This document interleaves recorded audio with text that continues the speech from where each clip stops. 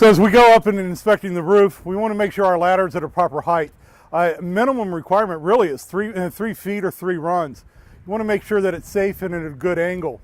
By doing that, you know that it's at a good location, you're not going to fall, hopefully, and you know, you can get safe up and down the roof. Once you get up, you want to take a look at the roof structure itself. Get a good view. Take a look around, make sure everything's all good in there. What we've got here is actually a 3-tab roof shingle system that is a second or a roof over. So we've seen some previous repairs that were done here. We got some battens, showing that they were trying to cover things up.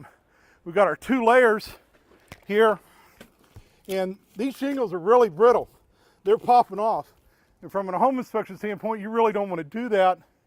But in this particular case, we can actually see where we've got a newer roof, older roof, 2 different layers. We don't want more than that because it creates too much weight. We've got a metal ridge vent here that should be nailed or screwed in place. And it's only got a couple of nails in it. The problem with the metal ones is they've got the nails in them, nails pop up, you get a leak. They don't have a really good opening down in here to allow enough air through, but it allows a lot of water to come through them. These are not really the best, but here in Florida it's what we work with. The other thing you want to do is take a good look at your pitch. You can use an app on your phone or on a tablet. This here happens to be the pitch gauge. Tells you what your pitch is, whether or not this is an acceptable pitch. Here we've got a 4 to 5 pitch here, which is an acceptable slope for shingles. Or you can go low tech and use the little pitch gauge here.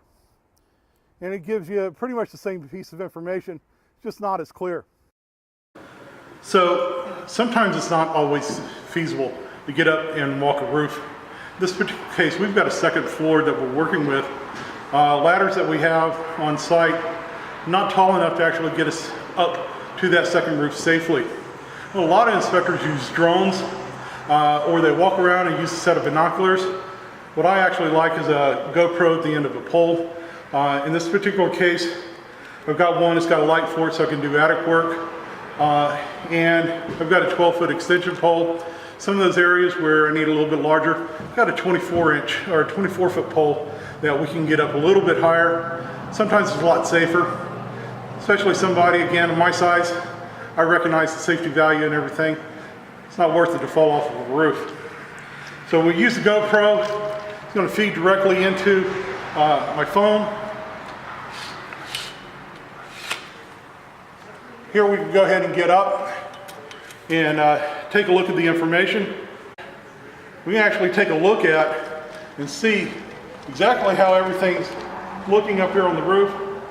We can look at the vent sacks. We see that they're not 6 inches above the roof line. It's not really that important here in Florida, but up north you definitely want to have a 6 inch or higher because of snow loads. But here we can only see, we know it's not 6 inches, and it is part of our regular code.